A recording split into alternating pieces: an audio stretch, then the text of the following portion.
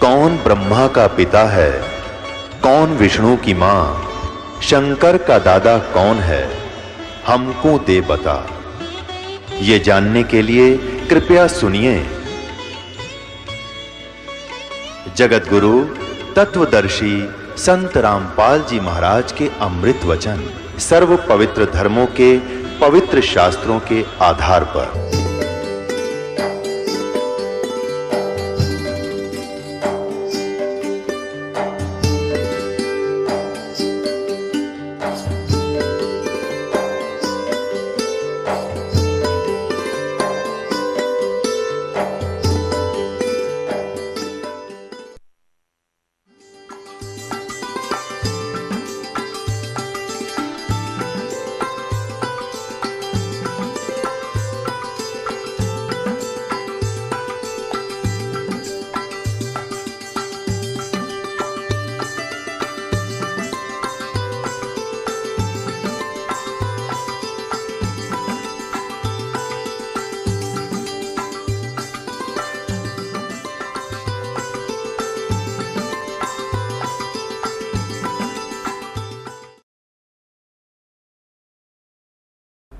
हम इन सिद्धियों जो हमारे अंदर आएंगी, हम इसको डिपॉजिट रखेंगे, एक पावर बनेगी। और जो अन्य मंत्र हम आपको दे रहे हैं, उससे आपकी आत्मा इतनी चार्ज होगी, इन्हीं के सहारे, इनकी भक्ति की शक्ति से हम सतलोक जाएंगे। यदि हमने यहाँ खराब कर दी तो हम आगे जा नहीं सकते, हमारी सारी पूंजी नष्ट हो जाती है। तो क्या बताते हैं, शब्द महल में सिद्ध 24 अंश बिछोड़े विश्वे 20। कहते हैं हमारे जो मंत्र में, शब्द में 24 सिद्धियां आ जाएंगी आप में। और यदि आपने इनका प्रयोग कर लिया, आपकी वाह वाह हो जाएगी। किसी का झाड़ा ला दोगे वो ठीक हो जाएगा, आपकी भक्ति नष्ट हो जाएगी। या आप देखते हो पुराने किसी नगर में कोई किसी चीज़ का झाड़ा लगाता है, उनका दादा लाई है कि वो दूसरा लगाना शुरू कर देता है।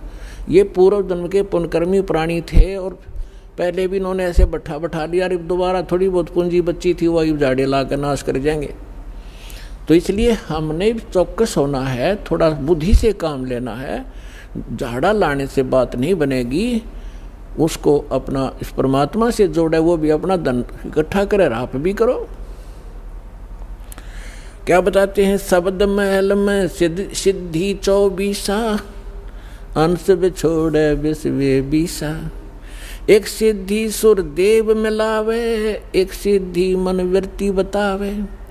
एक सिद्धि होवे पवन स्वरूपी, एक सिद्धि होवे अनुरूपी। एक सिद्धि निस्वासर जागे, एक सिद्धि सेवक हो आगे।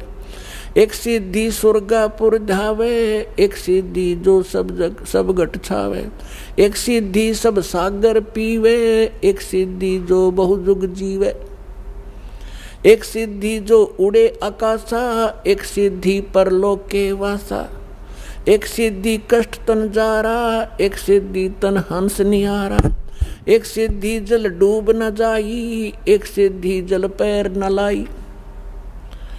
एक सिद्धि बहु चोले धारे, एक सिद्धि नीत तो विचारे। एक सिद्धि पांचों तत् नीरम, एक सिद्धि जो बजर शरीरम। एक सिद्धि पीवे नहीं खाई, एक सिद्धि जो गुप्त छिपाई। एक सिद्धि ब्रह्मंड चलावे, एक सिद्धि जो सब नाद मिलावे। एता खेल खिलारी खेले, सो हम हंसा प्रगट बेले। 24 को ना दिल चावे, सो हंसा शब्द अतीत कहावे। प्रसिद्धि पूर्ण पटरानी, सतलोक की कहूँ निशानी।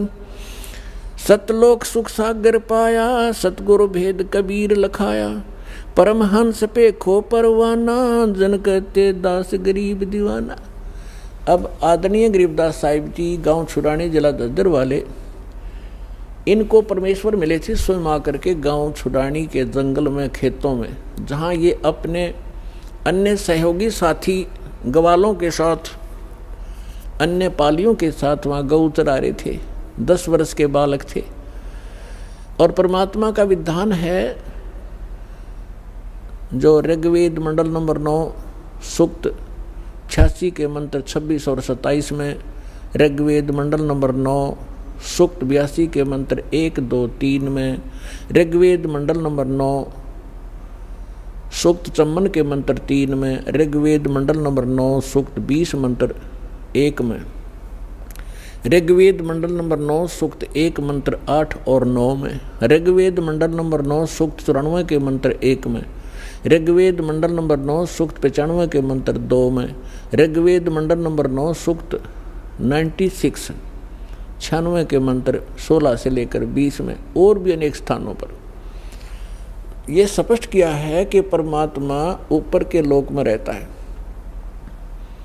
और वहां से सह शरीर गति करके आता, चल कर आता है। अच्छी आत्माओं को मिलते हैं, उनको तत्व ज्ञान से परिपूर्ण करते हैं, परिचित कराते हैं, और यहां वो परमात्मा आकर के कवियों की तरह आचरण करते हैं। अपने मुख कमल से बोल बोल कर वो यथार्थ ज्ञान उच्चारण करते हैं, जिस कारण से वे प्रसिद्ध कवि की भी उपाधि प्राप्त करते हैं। तो पुण्यात्माओं, इसी आधार से वो परमेश्वर इस कलयुग के अंदर गांव छुड़ाने जिला जलंधर हरियाणा प्रांत में आदरणीय गरीबदास साहिब जी उस अच्छी आत्मा, नेक आत्मा, दृढ़ भक्त को मिले, सतलोक लेकर गए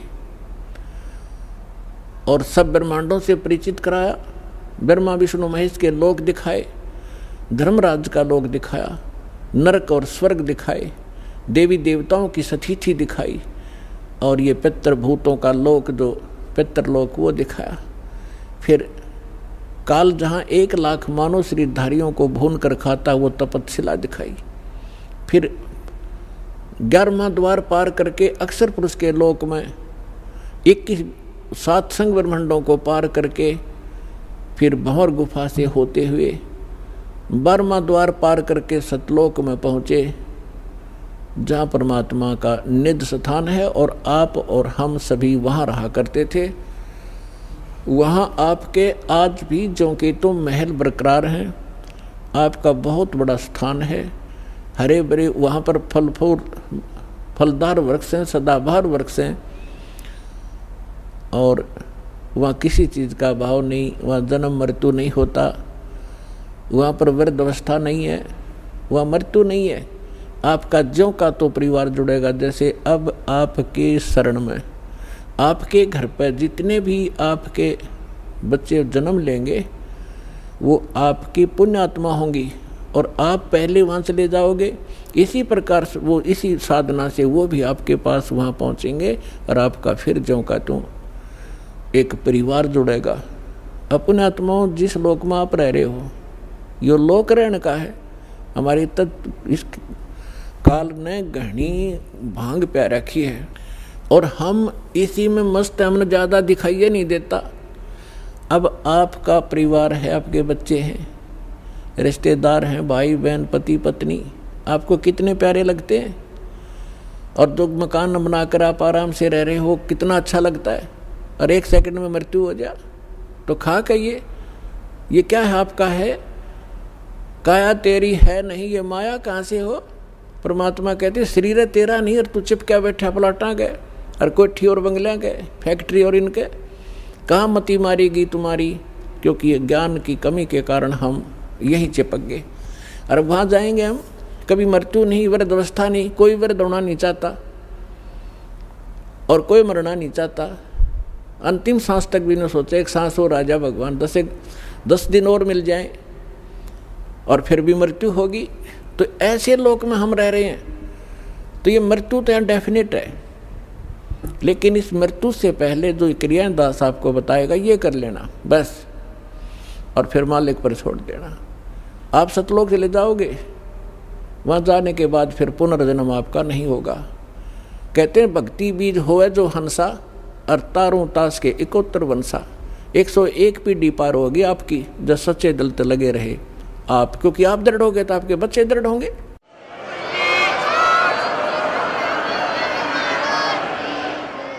तो गरीबदास साहिब जी को परमात्मा मिले, उन्होंने फिर ये बताया कि इस जो मंत्र मुझे मिला है और यही आपको प्राप्त जब हो जाएगा, इसमें क्या बताया, शब्द महल में सिद्धि 24 अंश बिछोड़े विश्वे बीसा। ये 24 सिद्धि है भक्ति इस मार्ग में, और जो इसको दुरुपयोग करेगा, इन सिद्धियों को प्रयोग करेगा, लोग दिखावा करने लग गया तो परमात्मा से दूर हो जाओगे। एक सिद्धि सुर देव मिलावे, एक सिद्धि मन वृत्ति बतावे। ये सिद्धियां हैं।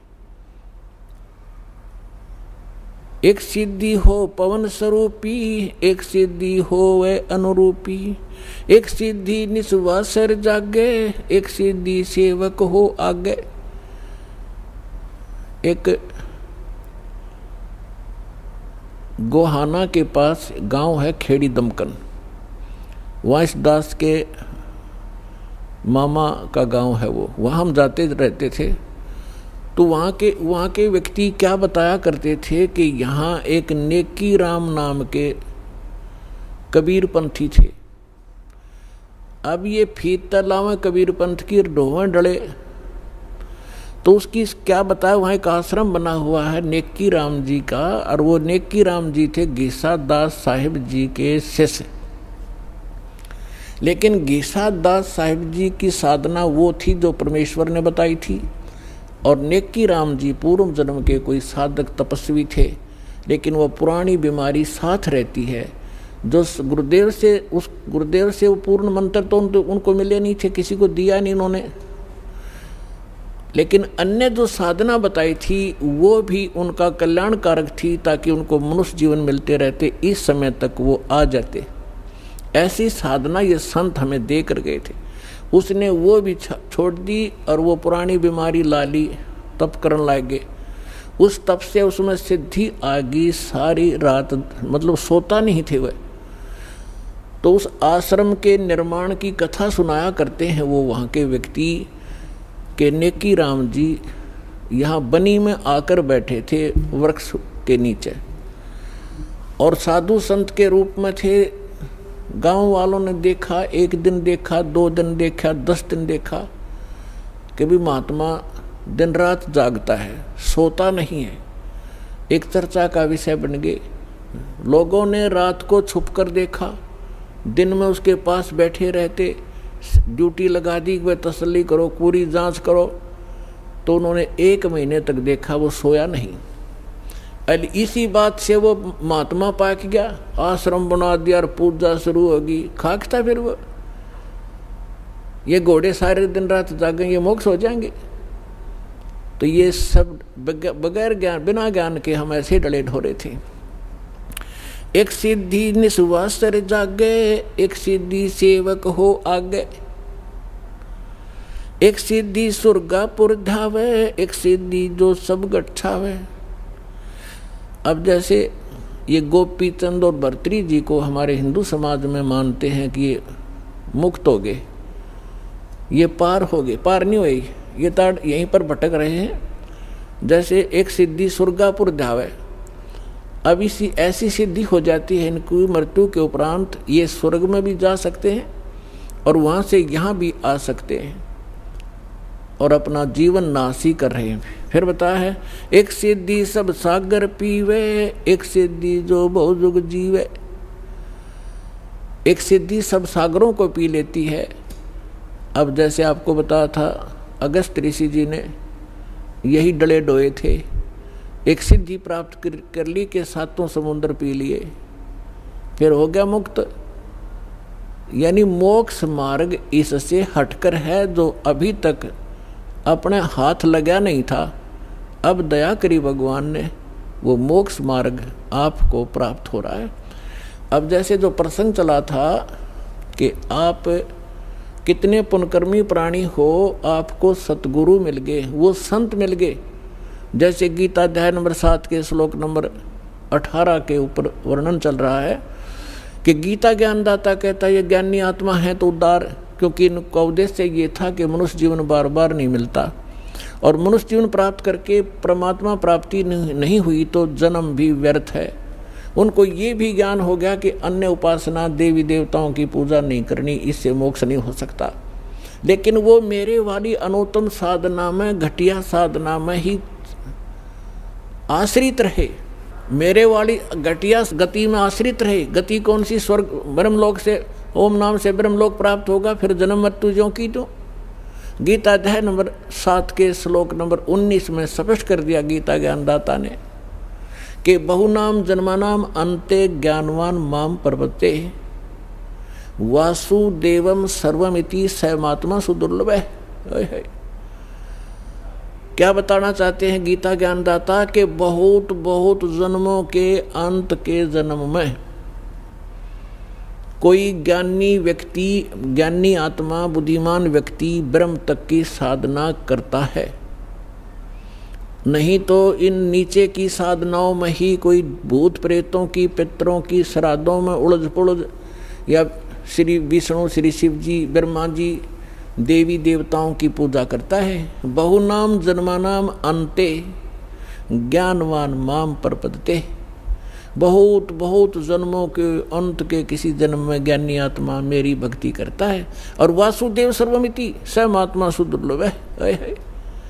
ये बताने वाला कि वासुदेव ही सर्व सब कुछ है। सर्वम, सर्वम मीन के वही सर्व पाप नाशक है, वही सर्व सृष्टि रचनहार है, और वही सर्व कष्ट निवारक है, और वही सुखदाता है, वही पूर्ण मोक्ष दाता है। वो वासुदेव है। अब जैसे हम श्री कृष्ण जी को वासुदेव कहा करते, वासुदेव तो उसके पिता का नाम था, और वासुदेव नाम रखा था वेदों से, क्योंकि हमारे जो ब्राह्मण गुरुदेव थे, हमारे हिंदू धर्म के बच्चों का नाम वेदों से ही शुभ छांट कर रखा करते थे। तो वासुदेव उसका पिता था, श्री कृष्ण नहीं थे। वासुदेव का अर्थ होता है जिस परमात्मा की सब जगह उपस्थिति हो, सबके ऊपर जिसका कंट्रोल हो, जो सर्व व्यापक हो। व्यापक मीन जैसे भारत का प्रधानमंत्री जी, अपने हिंदुस्तान के सभी राज्यों पर भी उसकी सत्ता है, वो वासुदेव है भारत के अंदर। अब जैसे डिस्ट्रिक्ट के अंदर एक डिप्टी कमिश्नर है, ये वासुदेव नहीं है, केवल एक जिले के अंदर कुछ आंशिक शक्तियां इसके पास हैं। एक मंत्री है वो वासुदेव, यानी पूरे हरियाणा पर, पूरे भारत का के ऊपर व्यापक नहीं है। वो केवल अपने विभाग, एक स्टेट के अंदर अपने विभाग का मालिक है, वो भारत का मालिक नहीं है, वासुदेव नहीं, उसका सब जगह अस्तित्व नहीं है उसका। ऐसे ही मुख्यमंत्री अपने एक राज्य में प्रधान है, मुखिया है, लेकिन वो भारत पर, सब भारत पर व्यापक नहीं है। तो प्रधानमंत्री जो है वो वासुदेव है, और वो सर्व सुखदायी है। यानी जितनी जो शक्तियाँ एक मंत्री, मुख्यमंत्री स्टेट के, या वैसे अन्य मंत्री जो सेंटर के, और जितने भी जो कर्मचारी अधिकारी हैं, उन सब से अधिक वो पावर है उसके पास, और उसी से प्राप्त पावर उसने आगे बांट रखी है, और उसके अंदर सारी पावर है। वो भी काम कर सकता है जो एक पटवारी करता है, एक डीसी कर सकता है, उसके संकेत से 2 मिनट में सब कुछ हो सकता है। तो कहने का भाव ये है कि वासुदेव सर्वमिति। अब सैमात्मा सुदुर्लभ है, ये बताने वाला संत कि वो परमात्मा सब कुछ है, ना सरपुरुष से मुक्त, ना अक्षर पुरुष से मुक्ति, ना ब्रह्मा विष्णु महेश्वर देवी देवता और आन उपासना से मुक्ति नहीं हो सकती। ये बताने वाला कि वासुदेव ही सर्वम, वो वासुदेव ही सब कुछ है। सर्वम माने पूर्ण मोक्षदायक है, सर्व कष्ट निवारक है, सबका पालक है, सबका जनक है, पूर्ण मोक्ष प्राप्त कराने वाला वही है। ये बताने वाला संत बड़ी मुश्किल से मिलेगा, सुदुर्लभ है। अपने आत्माओं जैसे ब्रह्मा जी रजगुण, विष्णु जी सतगुण, शिव जी तमगुण है, और ये एक ब्रह्मांड में एक विभागीय मंत्री हैं, और केवल 3 लोक पर अधिपत्य है इनका, एक एक विभाग का। इस पृथ्वी लोक पर, हमारे नीचे स्वर्ग लोक, पाताल लोक पर, ऊपर स्वर्ग लोक पर। उसके अतिरिक्त भी इस ब्रह्मांड में बहुत से ऐसे लोक हैं जिन पर इनकी प्रभुता नहीं है। वहाँ उस ब्रह्म की अपना, यानी केंद्र शासित समझ लो, वो उस काल की अपनी अलग से प्रभुता। तो इन ब्रह्मा विष्णु महेश ये वासुदेव नहीं है। एक ब्रह्मांड में केवल 3 लोकों के ऊपर ये एक विभागीय मंत्री है, और ब्रह्म केवल ये सरपुरुष 21 ब्रह्मांड का स्वामी है, ये असंख्य ब्रह्मांड पर व्यापक नहीं है, उसका मालिक नहीं है, वासुदेव नहीं है। और अक्षर पुरुष जो गीता अध्याय नंबर 15 के श्लोक नंबर 16-17 में 3 पुरुष बताए हैं, अक्षर सरपुरुष और अक्षर पुरुष। सरपुरुष ये 21 ब्रह्मांड का स्वामी, ये काल है, ये ब्रह्म है। अक्षर पुरुष ये 7 शंख ब्रह्मांड, नील शंख, नील पद्म शंख, जिनको गणित की रीति से समझ लेना, 7 शंख ब्रह्मांड का मालिक है। लेकिन असंख्य ब्रह्मांड का ओवरऑल कंट्रोलर वासुदेव नहीं है, ओवरऑल कंट्रोलर वासुदेव है। परम अक्षर ब्रह्म उत्तम पुरुष है, तू अन्य परमात्मा इति उद्धारत है, यह लोक धर्म आविश्य विवर्ती अवैश्वर है। वो उत्तम पुरुष परम अक्षर ब्रह्म गीता अध्याय नंबर 8 के श्लोक नंबर 1 में अर्जुन ने पूछा कि आपने जो 7वें अध्याय के 29वें श्लोक में कि तत्ब्रह्म की जानकारी दी है कि तत्ब्रह्म को जो व्यक्ति जरा और मन से छूटने का प्रयत्न कर रहे हैं, जरा माने वृद्धावस्था के दुख से, मरण माने मृत्यु, जरा और मरण से छूटने का जो प्रयत्न करते हैं, ते ब्रह्म तत्विदु, वो उस तत्व ब्रह्म को जानते हैं और सारे अध्यात्म से परिचित हैं और सभी कर्मों से परिचित प्राणी ही यहाँ की किसी वस्तु की डिमांड नहीं करता, केवल जरा यानी बुढ़ापे के दुख से कि फिर और मरण से छूटने का प्रयत्न करते हैं। 8वें अध्याय के प्रथम मंत्र में अर्जुन ने पूछा फिर किम तत्ब्रह्म, वो तत्ब्रह्म क्या है? 8वें अध्याय के 3रे श्लोक में गीता ज्ञानदाता ने कहा कि वो परम अक्षर ब्रह्म है, यानी गीता ज्ञानदाता से अन्य है। और गीता अध्याय नंबर 8 के श्लोक नंबर 5 और 7 में गीता ज्ञानदाता अपनी भक्ति करने को कहता है कि मेरी साधना कर। गीता अध्याय नंबर 8 के श्लोक नंबर 13 में वो अपनी भक्ति विधि बताता है, ओम इति एकाक्षरम ब्रह्म विहारण माम अनुस्मरण ये परियाति तजन देहम सयाति परमाम गतिम। मेरे सत्र की जो परम गति प्राप्त होगी वो मेरा एक ओ मंत्र है, नथिंग एल्स, मुझ ब्रह्म का। तो 8वें अध्याय के 5 और 7 में तो अपने विषय बताता है कि मेरी भक्ति कर मुझे प्राप्त होगा और युद्ध भी करना पड़ेगा, शांति नाम की चीज़ नहीं। 18वें अध्याय के 62वें श्लोक में कहा कि यदि तूने परम शांति चाहिए और वो सनातन परम धाम चाहिए। 15वें अध्याय के 4थे श्लोक में कहा है कि तत्वदर्शी संत की प्राप्ति के उपरांत परमेश्वर के उस परम पद की खोज करनी चाहिए, जहाँ जाने के बाद साधक फिर लौटकर कभी संसार में नहीं आते। और जिस परमात्मा ने सब ब्रह्मांडों की रचना की है और उसी की भक्ति करो, अन्य की नहीं। उसकी प्राप्ति करनी है तो उस परमेश्वर की शरण में जाओ। गीता अध्याय नंबर 8 के श्लोक नंबर 7 में स्पष्ट कर दिया उसने कि मेरी भक्ति कर, मुझे प्राप्त होगा, लेकिन युद्ध करना पड़ेगा। युद्ध भी कर और मेरा सिमरण भी कर। तो युद्ध जहाँ है वहाँ शांति खाक है। वो युद्ध से तो कांप कर अर्जुन मना करे था कि मैं नहीं लड़ना चाहता, भीख मांग कर खा लूँगा, हम राज भी त्याग देंगे, भिखारी बन जाएंगे, पर ये नाश नहीं करूँगा। इस काल ने जबरदस्ती डरा धमका के उल्टी सुल्टी बकवास गढ़ के और युद्ध करवा के छोड़ा। अब 8वें अध्याय के 8, 9, 10वां गीता ज्ञानदाता कहता है यदि तूने उस परम शांति की प्राप्त करनी है, उस परमात्मा के पास जाना है, तो उसकी 17वें अध्याय के 23वें श्लोक में बताया है उसकी प्राप्ति का ओम तत्सत इति निर्देश है ब्रह्मण त्रिविद्या समर्थ है।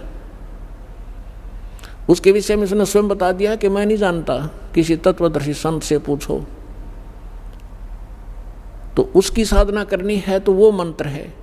8वें अध्याय के 8, 9, 10 में तीनों मंत्रों में उस परम अक्षर ब्रह्म के लिए बताया कि उसकी भक्ति करेगा तो उस परम अक्षर ब्रह्म को प्राप्त होगा, उस पूर्ण परमात्मा को प्राप्त होगा, जहाँ जाने के बाद साधक फिर लौटकर कभी संसार में नहीं आते।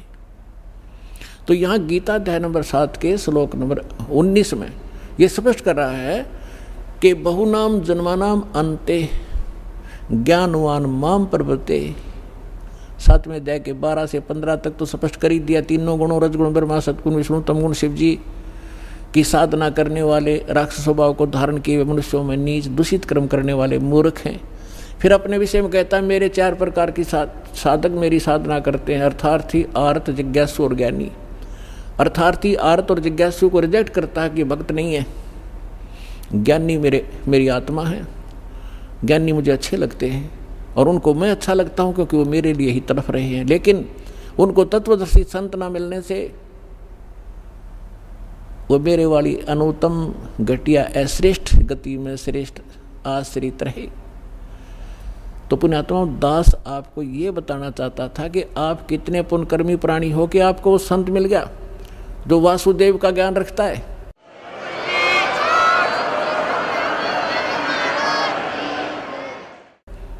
और आप कितने पुण्यकर्मी प्राणी हो ये आपको ज्ञान नहीं, इस दास को पता है। अब जो प्रसंग हम उसी पर आते हैं। अब जैसे एक जिसमें आदरणीय गरीबदास साहिब जी गांव छुरानी जिला जज्जर वाले परमात्मा की प्यारी आत्मा, गांव छुरानी में एक किसान थे, जाट थे और अपना धंधा करा करते खेती बाड़ी का। जैसा भी ऐसी वेशभूषा थी जैसे आम हरियाणा की धोती कुर्ता पहना करते थे, बिल्कुल एक सिंपल किसान जैसे होते हैं। और हमने संत की परिभाषा मान रखी है, दाढ़ी बढ़ा रखी हो, सिर पर बड़ी बड़ी जटा हो, शरीर पर तन पर राख रमा रखी हो कि तो धूणे ला कर बैठा हो, या लाल पीले कपड़े कर रखे हो, या कति मुंड मुंडवा रखा हो, 2-4 तलक ला रखे हो, गले में 5-7 माला पैर रखी हो। तो हमने संत की वेशभूषा ऐसी मान रखी थी। और गरीबदास साहिब जी को परमात्मा मिले, सतलोक दिखाया, वो मूल मंत्र दे दिए सारे, वो भक्ति करा करते थे। और परमात्मा ने कहा था कि जो 12वां पंथ गरीबदास का आवेगा उसमें मेरी महिमा की वाणी पुनः प्रकट होंगी।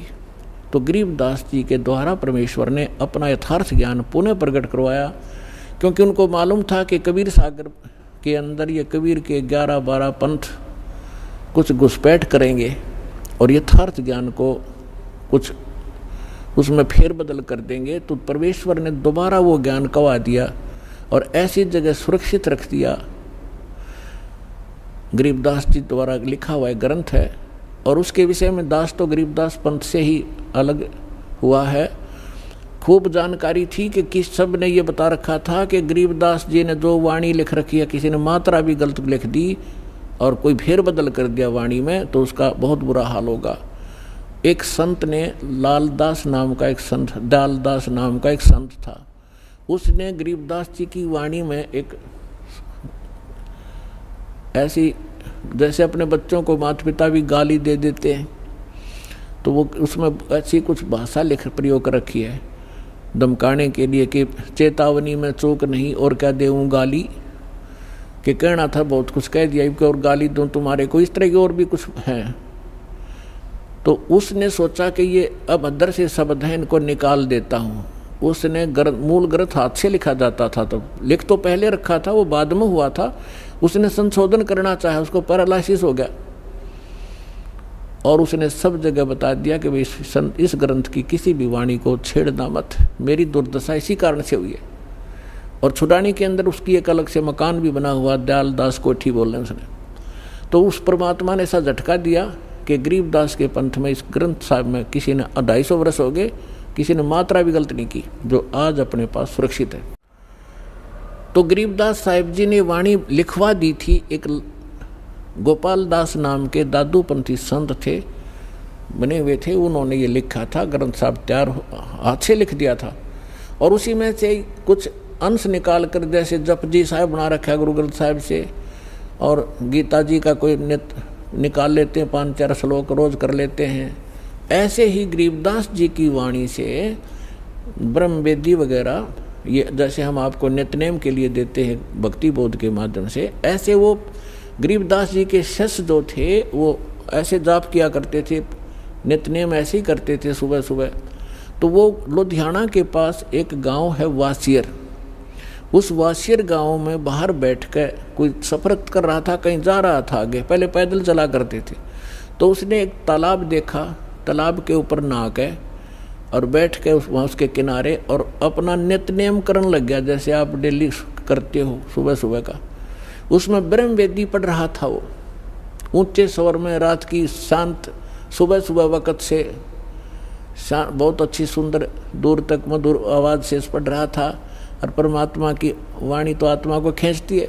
एक राम राय नाम का सरदार जी था, और वो संतों की वाणी के बड़े दीवाने होते हैं। उसने देखा कि प्यारी प्यारी वाणी, संत की वाणी कहाँ से उच्चारित हो रही है। वो धीरे धीरे वहीं पहुँच गया। जब उसने अपना नित्यनेम कर लिया तो उससे पूछा कि भक्त, ये ऐसी प्यारी वाणी किसकी है? उस भक्त ने बताया कि मेरे पूज्य गुरुदेव जी श्री संत गरीबदास महाराज जी की है। तो उसने रामराय जी ने पूछा, सरदार जी ने, कि भाई ये संत अब चोले में हैं या चोला छोड़ गए, शरीर छोड़ गए? भक्त ने बताया, जी विद्यमान है और गांव छुडानी में ऐसे ऐसे गरीबदास महाराज के नाम से छोटा सा गांव है, किसी ने पूछ लेना। उसे लेकर एड्रेस कहाँ से जाना होता चल पड़ा। अब उसने गरीबदास महाराज सुना था। उसने सोचा महाराज की परिभाषा वो जैसा मानते हम, इस जटा हो, लटा हो, बड़े बड़े कानों मुद्रा हो, चमटा हो, लाल पीले कपड़े हो, इस तरह सोच कर चल पड़ा। अब सुबह सुबह गांव छुडानी पहुंच गया। गरीबदास जी अपने खेतों में गए हुए थे, पशुओं का चारा ले आते थे, घूमने भी जाते थे। और उधर से दिन के समय आसपास के जो उनके शिष्य थे 2-4 गांव से, वो आ जाते थे। 10-5 भक्त वहाँ भी बैठ जाते थे, उनका इंतजार करते थे। तो उस समय वो भक्त इंतजार कर रहे थे। गरीबदास जी गांव खेतों में गए हुए थे सैर सपट्टे को सुबह सुबह। और गरीबदास जी के विषय में ऐसा था, वो आ जाते तो घंटे आध घंटे में आ जा, नहीं तो शाम तक भी ना आते। कई बार ऐसे मस्त अपने बैठ जाते खेतों में, भजन करते रहते या अपने खेतों में काम करने लग जाते थे। ज्यों ही वो राम राय वहाँ पहुँचा। राम राय का एक उर्फ नाम था झुमकरा। गांव में जैसे वो ऐसे ही मनचलाहा व्यक्ति था, लेकिन था श्रद्धालु, इसलिए उसको झुमकरा कहने लगे। झुमकरा यानी जो छोटी छोटी बातों पर कभी किसी पर मस्त हो जा, कभी किसी पर झूम जा, यानी डगमग सा व्यक्ति था, इसलिए उसको झुमकरा भी कहते थे। वास्तविक नाम था राम राय। उसने पूछा गांव में कि अभी गरीबदास महाराज का कहाँ है डेरा? एक व्यक्ति ने बता दिया, सामने चले जाओ, वो मकान है उनका पक्का। तो वहाँ पहुँचा, वहाँ 5-4 भगत बैठे थे। उनसे पूछा, भाई महाराज गरीबदास जी से मिलना है। उन्होंने कहा कि आ जाओ भक्त, बैठ जाओ सरदार जी, महाराज जी घूमन गए हैं सैर सपट्टे को। तो उसने पूछा, भाई कितनी देर में आएंगे? ये तो कह नहीं सकते, उनकी मर्जी है, आओ तभी आ जाना, तो दोपहर और देर भी कर सकते हैं। उसने सोचा मैं 250, 300, 400 किलोमीटर आ गया हूँ और संत के दर्शन करके भोजन पाऊंगा। उसने पूछा कि महाराज जी किधर गए? मैं वहीं दर्शन करूंगा, पीछे मैं बात करूंगा। उन्होंने बता दिया, सीधे चले जाओ, रास्ता है, आगे एक नहर पाओगी, आगे एक सीधा रास्ता जाएगा और आगे एक झोपड़ी है रास्ते के ऊपर ही, वहाँ उनका अरहट है अपना खेतों में पानी चलाने का, और वहाँ मिल सकते हैं। वो चल पड़ा उसी रास्ते। आगे से गरीबदास जी पशुओं का चारा सिर पर रख कर, किसान थे वो, तो धोती कुर्ता जैसा पहनावा यहाँ का था, आ रहे थे। तो उसी ने पूछा, राम राय ने पूछा गरीबदास जी को किसान समझ के कि एक किसान, मैंने गरीबदास महाराज जी से मिलना है, उनके खेत कहाँ हैं? अब वो तो गरीबदास जी तो अंतर्यामी थे, जान गए कि भगत के मन में साधु संत महाराज की कैसी आइडेंटिटी बना रहा है ये।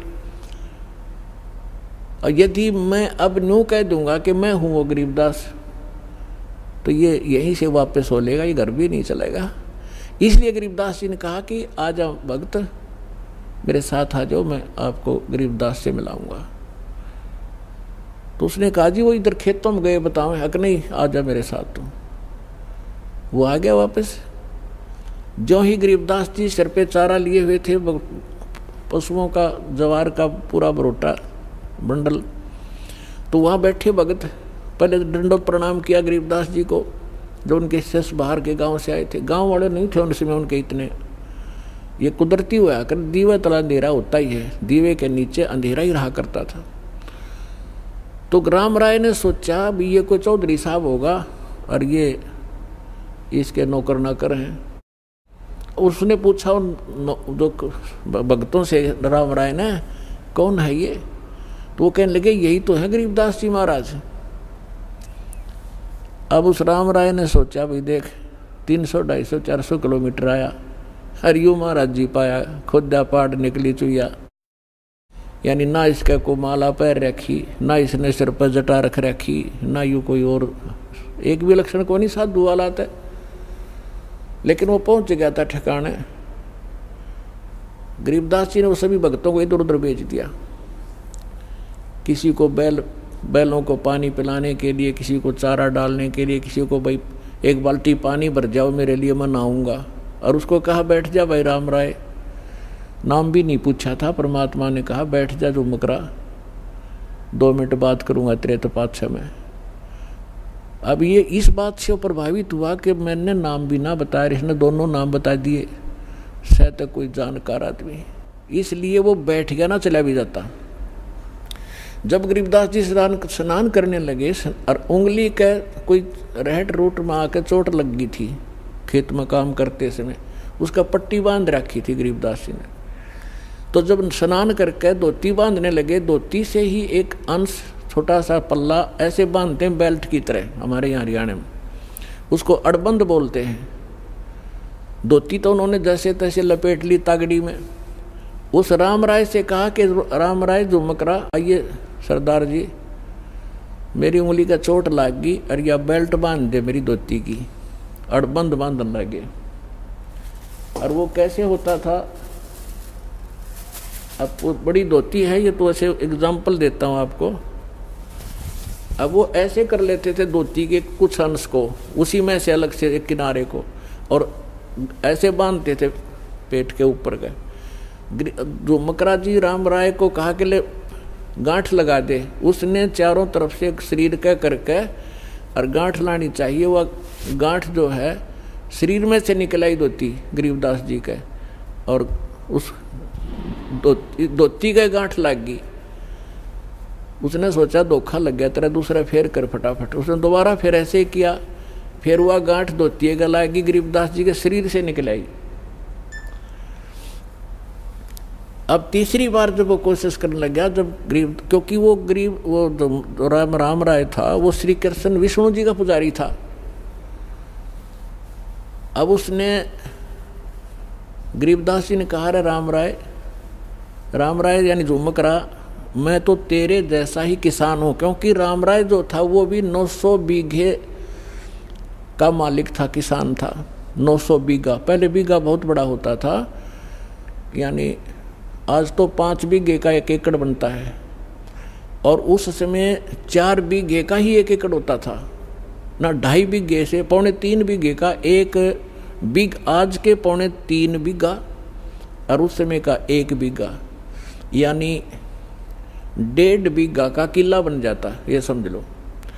900 बीघा का मालिक था कौन? राम राय सरदार जी।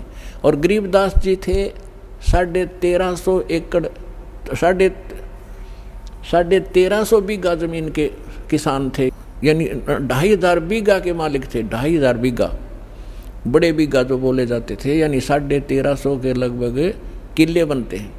इतने बड़े किसान थे गरीबदास जी, और वो 900 बीघा का जमींदार था। तो उसने ये आइडिया लगा रखा था, ये सुना हुआ भक्तों से। 2-4 मिनट बात हुई जब गरीबदास जी नहा रहे थे, और फिर वो चले गए। गरीबदास जी ने भेज दिया, जाओ तुम फलाना काम कर लो, कि ये बहुत बड़े किसान हैं, 2500 बीघा जमीन है इनके, और बड़े पहुँचे हुए महात्मा भी हैं।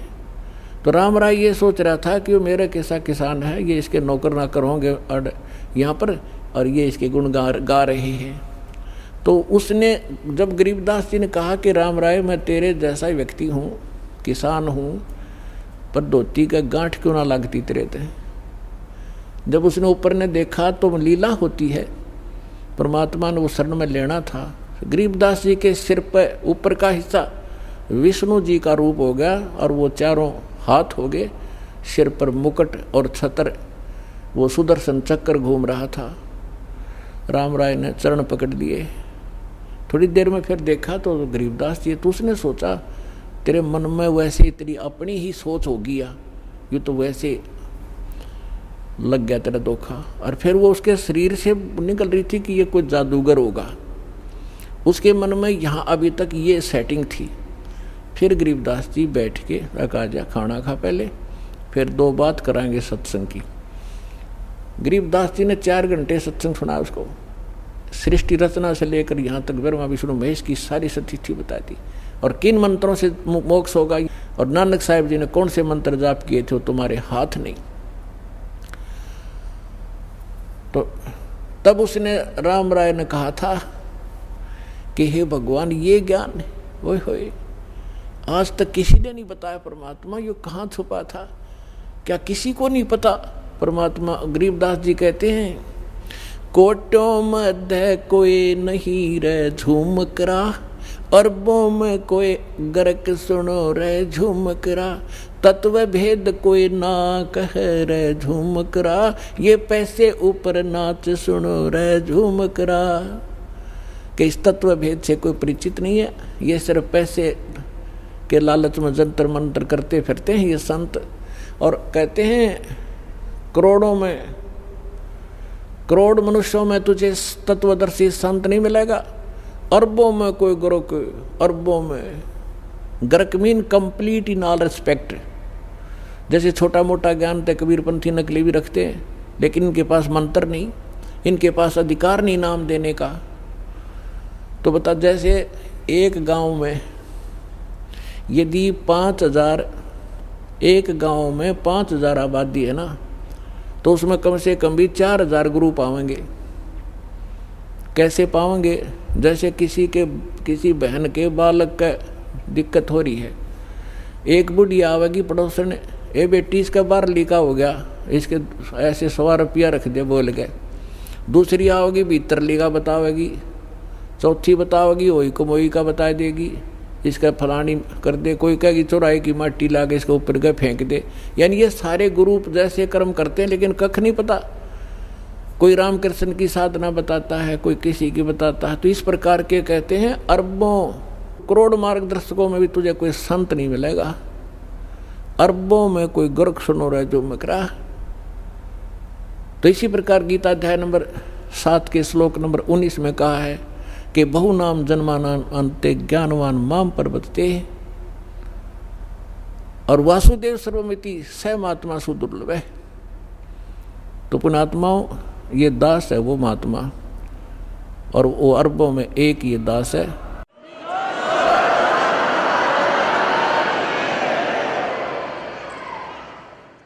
और आपका सौभाग्य है, आपको ये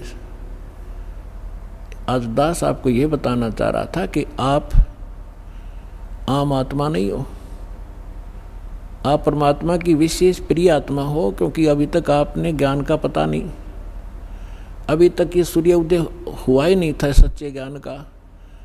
अब ये थोड़ा सा उदय हुआ है, जिसके रोशनी में आप यहाँ तक पहुँच रहे हो। आप तक संदेश भेज रहे हैं परमात्मा को टीवी के माध्यम से, कोई भाई बहन के माध्यम से, या कोई बुक पुस्तक के माध्यम से। और आप वो पुण्यात्मा हैं कि आपको सतगुरु मिले, और इस समय में ये मानव शरीर प्राप्त है। तो अब आपको कुछ भक्तों के अनुभव सुनाते हैं, उसको सुने। नमस्कार सर। नमस्कार जी। क्या शुभ नाम है जी आप जी का? मेरा जी रणजीत दास है जी। सर कहाँ से आए आप? मैं गांव बहालगढ़, जिला सोनीपत से आया हूँ जी। सर संत रामपाल जी महाराज की शरण में आने से पहले आप कौन सी भक्ति करते थे? मैं संत रामपाल जी महाराज की शरण में आने से पहले माता शेरावाली के व्रत भी करता था, और जो है हनुमान जी के भी व्रत किए, और अमरनाथ बाबा पे भी गया, और वैष्णो देवी भी गया, कई बार गया वैष्णो देवी तो मैं। और हरिद्वार से जो है वो कावड़ भी लेके आया मैं तीन बार शंकर भगवान की। और ये तो सर जब आप माता जी के व्रत करते थे, हनुमान जी के व्रत करते थे, आप वैष्णो देवी भी गए, अमरनाथ की यात्रा भी आपने की, और आप हरिद्वार से कावड़ भी लेके आए, तो उस सब एक्सरसाइज का आपको क्या लाभ मिला? मुझे तो कोई ऐसा कुछ खास लाभ उसमें दिखाई नहीं दिया जी। बस वैसे ही जैसे घूमना फिरना सा हो गया, ऐसे ही घूमते फिरते थे, और तो कोई ऐसी कोई बात नहीं मुझे नज़र आई। वहाँ पे जो अमरनाथ बाबा पे गया तो वहाँ पे वो उन्होंने जो है ना गुफा के अंदर ही वो बर्फ़ पिघल के आती है, उसी को छटाई करके और उसी में पत्ते वत्ते लगा के उसको रोक देते हैं और अपना जो है ना मूर्ख बना रखा है दुनिया को भाई वहाँ पर अमरनाथ पे शंकर भगवान जी बैठे हैं। ऐसा तो कुछ मुझे दिखाई नहीं दिया वहाँ पे, बल्कि जिस दिन जत्था छोड़ा गया था उससे 2 दिन पहले हम वहाँ पे गए थे। खूब आराम से हमने बर्फ़ के पहाड़ थे उन पे जो है ना घूमते हुए देखा, वहाँ पे ऐसा कुछ नहीं दिखाई दिया। तो क्या उम्मीद लेके गए थे आप, क्या मकसद था आपका उधर जाने का? मकसद यही था कि भाई अमरनाथ बाबा पे जाएंगे और हमें जो है ना मुँह मांगी जो है अपनी ख्वाहिशें वो मिलेंगी और भगवान के दर्शन होंगे। ऐसा तो हमें कुछ वहाँ पर मिला नहीं। तो सर परम संत सतगुरु रामपाल जी महाराज की शरण में आप कैसे आए? मैं सतगुरु रामपाल जी महाराज की शरण में आने से पहले बहुत ही नीच वृत्ति का आदमी था, जो कि मैं दारू बहुत पीता था और मांस तो एक दिन में एक ट्रे तो अंडे खा जाता था मैं, और मछली और मुर्गे बकरे मैंने कुछ नहीं छोड़ा। और जो है परमात्मा की शरण में आने से पहले हमारे साथ में जो है ना दूसरी गली में भक्त रहते हैं परमात्मा के जो हैं, उनके साथ जो है मैं क्रोधा कांड होने से कुछ दिनों बाद जो है उनके मैं उल्टे सीधे वर्ड भी बोलता था उनको। बहुत ज़्यादा परमात्मा से माफ़ी मांगता हूँ कि मैंने जो है मालिक से कुछ बातें ऐसी कह दी थी जो आज तक मेरे दिल में चुभ रही हैं कि आप तो जो है भगवान मानने बैठे हो कि आप इंसान को। तो बस इसी प्रकार जो है उनको जो है अच्छी बुरी कहता रहा, लेकिन वो बेचारे ऐसे थे कि कभी भी उन्होंने मेरी बात का बुरा नहीं माना और वो हाथ जोड़ के ये कहते थे भाई साहब आपको पता नहीं है इसलिए आप हमारे को जो कह रहे हो वो ठीक है, आप अनजान पड़े में कह रहे हो, हम आपको कुछ नहीं कह सकते, वो तो परमात्मा ही जानेंगे जो कुछ करेंगे। चलो भाई ठीक है। तो फिर हम जो है जब गुरुजी 2008 में वहाँ से आए तो वो बोले भाई आप जो है ना हमारा गुरुजियों के यहाँ ले जाके दर्शन करा लो, आपकी गाड़ी में तेल पानी डलवा देंगे। तो मैं चलो भाई ठीक है। तो उनके सहारे जो है ना मैं यहाँ तक आया, और आया था यहाँ पे दूसरे विचारों से कि वहाँ पे तो ऐसा होता है ऐसा होता है, सुनी सुनाई बातों पे जैसा लोगों ने उड़ाया था। अब हमें तो पता नहीं था कि भाई हकीकत में परमात्मा आए बैठे हैं। जब मालिक की शरण में यहाँ आए तो मालिक ने हमारे पे बड़ी मेहर बख्शी परमात्मा की चलती। तो फिर मैंने सोचा था कि भाई चलो नाम दीक्षा भी लेके देखो गुरुजी क्या नाम दीक्षा देते हैं, दर्शन भी हो जाएंगे इस बहाने। मैं पहले जो है धन सतगुरु वाले के यहाँ पे भी गया, राधा स्वामी वाले के यहाँ पे भी गया, तो उनके भी नाम देखे मैंने क्या देते थे, लेकिन उनमें और इन गुरुजियों के नाम में तो ज़मीन आसमान का फ़र्क मिला हमें। तो बस उस दिन के बाद में मैं परमात्मा की शरण में आशीर्वाद होने से ही उसी दिन से ही मेरी दारू छूट गई। मालिक ने ऐसी कृपा करी कि घर पे जो दारू रखी थी वो सारी जो है मैंने बाहर भगवा दी, अपने हाथ से भी नहीं बच्चों के हाथ से भगवा दी। शुरू में पहला नाम मैंने ही लिया था घर में परिवार में। तो सर जैसे आप राधा स्वामी के वहाँ भी गए और धन सतगुरु के वहाँ भी गए, तो क्या नाम उपदेश देते थे वहाँ पे? धन सतगुरु वाले ने जो दिया था नाम वो दिया था सतपुरुष अकाल मूर्त सब स्वरूपी राम। अब वो तो उसका तो कोई अर्थ ही नहीं निकलता, वो तो एक मन गढ़ंत कहानियाँ ऐसी लगती हैं जैसे कि भाई किसी की प्रशंसा कर रहे हो किसी का नाम लेके ऐसा। लेकिन जो मंत्र मालिक ने हमें दिए उसका तो एक अंदर से हृदय से ही कुछ अलग ही उभार होया और मालिक ने बड़ी मौज करी हमारे ऊपर। मालिक तो सर संत रामपाल जी महाराज से नाम उपदेश लेने के बाद आपको क्या लाभ मिला? संत रामपाल जी महाराज से नाम दीक्षा लेने के बाद तो जो लाभ मिले मुझे उसकी व्याख्या ही नहीं हो सकती। कि 5 साल हो गए मुझे आज मालिक की शरण में।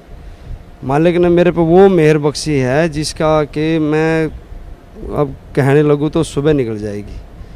तो क्या हुआ कि शुरू में जब परमात्मा से नाम दीक्षा ली तो 3 महीने ही हुए थे, मैंने अकेला ही नाम ले रखा था। तो मेरा जो लड़का है वो 5 साल का था, उसको जो है बड़ा ज़बरदस्त दौरा पड़ा और वो चक्कर खा के गिर गया और उसके हाथ पैर ऐंठने शुरू हो गए और उससे जो है ना झाग आने लगे मुंह से। हमने जो उसको तुरंत उठाया और वहाँ पे एडमिट कराया सोनीपत मित्तल नर्सिंग होम में। उन्होंने रात के 9 बज रहे थे तो उन्होंने कहा भाई CT स्कैन होगा अभी इसका रंगीन। उन्होंने CT स्कैन कराया। CT स्कैन में 5,000 रुपये हमारे रात को ही लगे। तो मैंने गुरुजी से प्रार्थना करवाई उस टाइम पे मैं कहा गुरुजी ऐसे ऐसे बात होगी। तो गुरुजी ने कहा कि भाई आप जो है ना सवेरे इसको यहाँ ले आओ और नाम दीक्षा दिला दो, आप लड़के को कुछ नहीं होगा। परमात्मा की ऐसी कृपा हुई, हम तो सवेरे उठा के गाड़ी और सीधे बरवाड़ा चले आए। बरवाड़ा आने के बाद में मालिक ने जो है ना अंदर बुलाए और परमात्मा ने जो है ना उस पर सिर पर हाथ रखा और नाम दीक्षा दिलाई। वो तो 5 साल हो गए जी, आज तक तो हमारे लड़के को किसी भी प्रकार की कोई दिक्कत नहीं आई। वो लड़का अभी भी यहीं पे है, वैसी बात नहीं कि भाई को झूठ हो, और मैं झूठ बोलता हूँ तो मेरे यहाँ जाके तहकीकात कर ली जाए किसी प्रकार की। तो सर भगत समाज को क्या संदेश देना चाहते हैं आप? भगत समाज को यही कहूँगा कि भाई आप जो है ना ये मालिक आए हुए हैं, परमात्मा आए हुए हैं और शरण ग्रहण करो। मेरे जो है ना एक बार क्या हुआ कि 10 लाख रुपए में आग लग गई। हम रजिस्ट्री कराने के लिए जा रहे थे प्लाट की, तो जैसे दंडवत करने के लिए मैंने वो वहाँ पे जोत के उसमें जहाँ जोत लगती है हमारे दरबार में, वहाँ पे मैंने रख के वो पोलोथीन और दंडवत प्रणाम करने के लिए जैसे लेटा उठा तो देख रहा हूँ उसमें आग लगी हुई है और धू धू करके वो सारे जो है जलने लग रहा है। तो मैंने बड़ा हृदय एकदम से कप आया और जो है बाहर जो गाड़ी में हमारी सिस्टर जिसके नाम मैंने वो कराना था प्लाट, वो बैठी हुई थी और मेरे जीजा जी बैठे हुए थे, लंबरदार बैठा था, जो हम जा रहे थे रजिस्ट्री कराने के लिए। अब एकदम से जैसे आग लगी देखी तो मेरा दिल जो है ना एकदम से हड़बड़ा गया कि भाई ये तो नुकसान हो गया, अब कैसे रजिस्ट्री कराएंगे। तो परमात्मा की ऐसी कृपा हुई कि मैंने जैसे उसमें हाथ मारे, डर भय इतना हो गया था कि भाई अब कैसे क्या होगा। मालिक की ऐसी मौज हुई कि उसमें जो है ना सारी नोटों की गड्डियों पे सील्ड हो गए, वो जैसे सील कर दिए और मालिक की दया से एक भी नोट का कोना तक भी नहीं चढ़ा हमारा। और जो है उसी दिन रजिस्ट्री होगी, जबकि हम 3-4 बार जा चुके थे, हमारी रजिस्ट्री बंद थी। और जो है परमात्मा ऐसी कृपा हुई रजिस्ट्री भी होगी और जो है उसमें 40,000 रुपये भी बढ़ गए, जबकि पैसे भी कम पड़ रहे थे। हम डर रहे थे कि भाई ऐसा ना हो कि भाई आगे पैसे कम पड़ जाए और अगला मना कर दे कि भाई रजिस्ट्री नहीं होगी। तो परमात्मा की ऐसी कृपा हुई कि भाई जो है वो रजिस्ट्री भी होगी। और मालिक ने जो है मेरे सिर, जब मैं यहाँ पर आया था तो 9 लाख रुपए मेरे सिर थे, जो कि मैंने ब्याज बंटे पे या उधारे कुछ ले रखे थे। 9 लाख रुपए मेरे सिर थे। मालिक की कृपा से 2 साल नहीं हुए थे मेरे नाम लिए, तो मेरे पास मालिक ने ऐसी मेहर बख्श दी कि वो आज जो है पता ही नहीं कि कहाँ कहाँ कितना पैसा पड़ा हुआ, मेरी स्वयं कितनी उधार पड़ी हुई है कुछ नहीं पता। मैं जो है एक बात और कहना चाहता हूँ कि भाई जैसे 2006 में जो कांड होया था क्रोथा कांड, वो क्रोथा कांड मैं भी सत्य मानता था, क्योंकि उस टाइम देखा नहीं था ना, कभी मैं क्रोथा में गया था। तो अब की बार तो मैंने अपनी आँखों से देखा है कि भाई जो वहाँ पे जैसे वहाँ पे वो उपद्रवी जो है हमारे आश्रम से 2 किलोमीटर दूरी पे पुलिस वालों के साथ भिड़ रहे थे, और हम जो है अपना आश्रम में बैठे हुए थे, अपना परमात्मा की भक्ति कर रहे थे, सत्संग सुन रहे थे और अपना जो है सही सलामत अपना मालिक की शरण में अपना बैठे थे। और वो वहाँ पे जो है गोली चला रहे, लठ बजा रहे, मारन लग रहे। अब अपनी आंखों से देख के मुझे तब विश्वास होया कि भाई ये तो जो 2006 का जो था ये कर्म कराया और था, ये बिल्कुल कति झूठा था। पहले तो ना भी मानते, लेकिन अब तो अपनी आंखों से देख लिया कि भाई ये सत्य के आरोप। फिर उन्होंने जो है वो प्रमिला नाम की जो है एक लेडीज़ थी, वो मरी, पुलिस की गोली से मरी। और उसमें जो है ना अगले दिन एफआईआर दर्ज हो रही है कि भाई संत रामपाल जी महाराज के आश्रम से चली हुई गोली से वो प्रमिला मरी। बिल्कुल झूठ, इतना बड़ा झूठ कि जो है ना कुछ कह नहीं सकते कि इनका क्या परमात्मा क्या न्याय करेंगे, मालिक ही करेंगे इनका जो कुछ करेंगे, हमारे तो कुछ बस की नहीं। हम तो ये हाथ जोड़ के कहें कि हे परमात्मा कि इन सब को जो है ना शुद्ध बुद्धि दे दो मालिक, ताकि ये भी शरण में आ जाए, जो ये इन बहकाए और झूठे आदमियों के साथ लग कर अपना टाइम ख़राब कर रहे हैं, अपना जीवन ख़राब कर रहे हैं। ये जो है जैसे बलदेव है, ये बलदेव की 2006 के बाद में टांग कटी, एक्सीडेंट होया, इसको फिर भी नहीं समझ में आई तू क्या कर रहा है। और अब फिर जो उड़ा जाकर पुलिस वाला गेला जाके फिर उड़ा पत्थरबाजी करनी शुरू करी ने। लेकिन परमात्मा की मेहर थी, हम आश्रम के अंदर बैठे रहे। मारे तो मालिक ने ऐसा काम कर दिया था कि चारों तरफ से लक्ष्मण रेखा खींच दी कि भाई थारे पे कुछ नहीं होगा। और मालिक ने वो एक काम करके दिखा दिया कि भाई उनका तो बाहर जो है आपस में बड़ बड़ गोली चलना, गोलियाँ तो मरा है और हम उड़ो हलवे खीर खावा। परमात्मा ने हमारी मौज कर रखी थी, सत्संग सुनाए थे, परमात्मा भजन करे थे। भाई परमात्मा के यहाँ का किसी चीज़ की कमी नहीं रह सकती। और मैं ये परमात्मा के यहाँ रह कर ये अरदास करना चाहता हूँ, सबसे भाइयों से विनती करना चाहता हूँ कि ये झूठा जो प्रचार जो लोग कर रहे हैं इनका अपना पीछा छुड़वाओ और इनका मुँह मोड़ो और अपना परमात्मा ही शरण पकड़ो आके।